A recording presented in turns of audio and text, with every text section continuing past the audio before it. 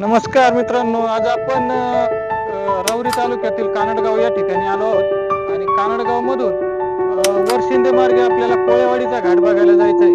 तर कोळेवाडीचा घाट म्हणजे विशेष असं महत्वाचं काय आहे की तेथे जास्त तीव्र उताराचा आणि साईडनी कुठल्याही प्रकारे काही अडवणूक न केलेली आहे.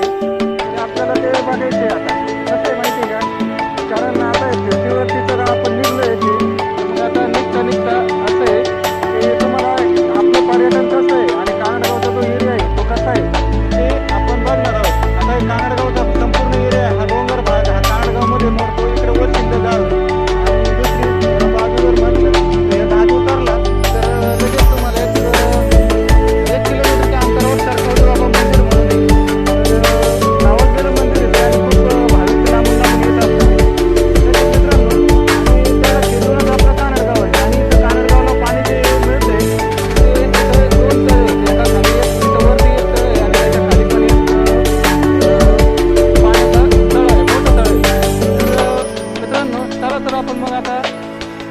घाट पण बघूया जाता जाता आणि त्याच्या खाली आपण बघूया कोळेवाडीचा घाट. मित्रांनो, हा जो घाट आहे तो वरशिंदेचा घाट आहे. वरशिंदे हे गाव आहे ना, या घाटाच्या वरती आहे. लय मोठं नाही असं गाव, ते छोटस गाव आहे परंतु चांगलं आहे, छान आहे. तर मित्रांनो, या घाटातून लोक कानडगावला यायचं म्हटलं तर पहिले पायी येत होते. म्हणजे असंच शॉर्टकटनी जे आपण म्हणतो तसं शॉर्टकट मारत पायी येत होते. परंतु आता हे घाटाच्या रस्त्याचं काम झाल्यामुळे आता गाड्या घोड्यावर येणं आता शक्य होते, काही अडचण येत नाही. आणि तसंच आता प्रवासालाही हा जो भाग आहे या भागातून आपल्याला मैसगाव पण लागतं. त्यानंतर मैसगावच्या पुढे गेलं तर आपल्याला तारावास, तसेच तारावासचा अगोदर लागतं, तसं त्याच्या पुढे गेलं तर मैसगाव पण लागतं. आणि सरळ पुढे जर गेलं तर आपल्याला कापूर मांडवळ, तुम्हाला माहितच असेल, चांगलं मोठं गाव आहे. कापूर मांडवळ संगमनेर तालुक्यात येतं आणि कापूर मांडवळ पण लागतं पुढे गेल्यानंतर.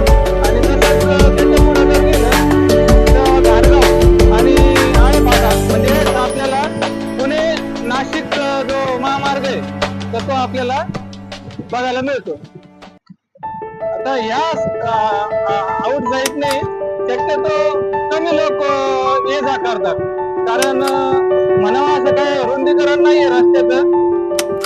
त्या हिशोबाने मग जास्त अवजड वाहतूक इकडून काही चालत नाही.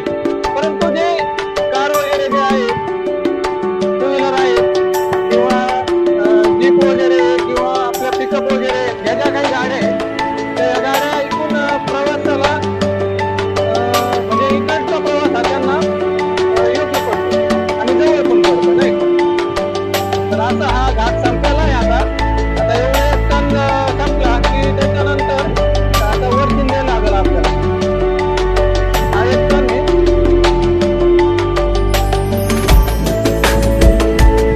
मित्रांनो, हे वरशिंदे गाव आलेले आहे. आपल्या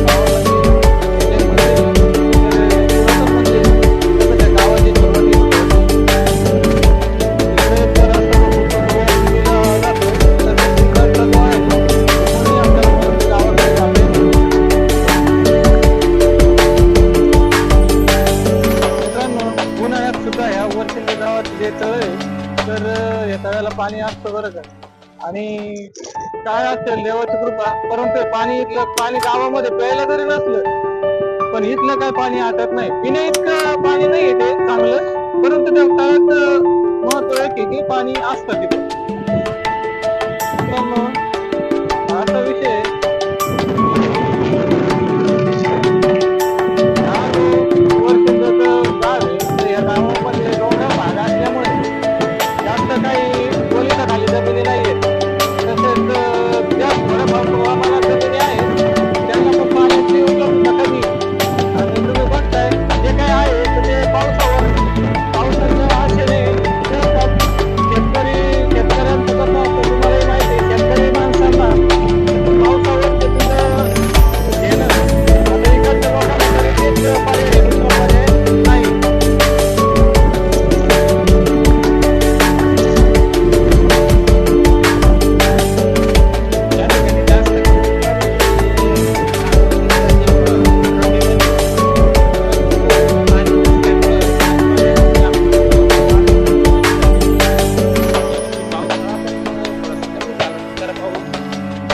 त्यातल्या त्यात या जमिनी या सगळ्या मुरमाटी जमिनी आहेत. सगळीकडे मुरुम आहे. त्यामुळे मग लवकरात लवकर पिकं पण पिकवून जात आहेत. आणि बघू शकता बराचसा जो भाग आहे हा सगळा रिकामा आहे जास्त करून. एवढ्यात तर काय पाऊस आलाच नाही ना. एका पाऊस आला एक महिन्यापूर्वी, तर त्या पावसामुळे हे पेरणी तर केली शेतकऱ्यांनी आणि गुडघ्या मांडी इतके तरी आले, परंतु त्याच्या पुढे मोठे व्हायला अजून एक पावसाची जरूर आहे. पण आता निसर्गाला काय करतो काही माहित नाही. फिरायचं शेती कपाशीची लागवड वाढली.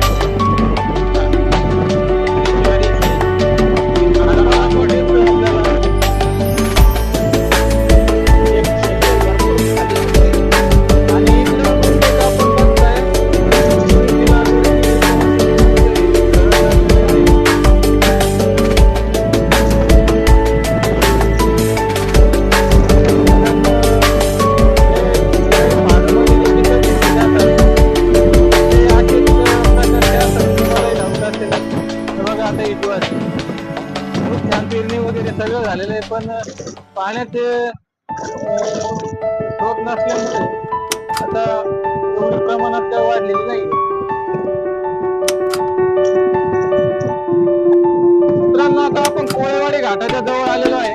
आता कोळेवाडी घाट वरशिंदेहून जर आलं तर आपल्याला सगळीकडे उतरता लागतं.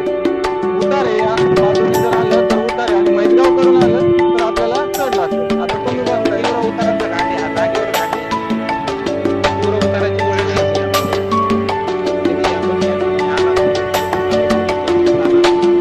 गाडीचा स्पीड एकदम कमी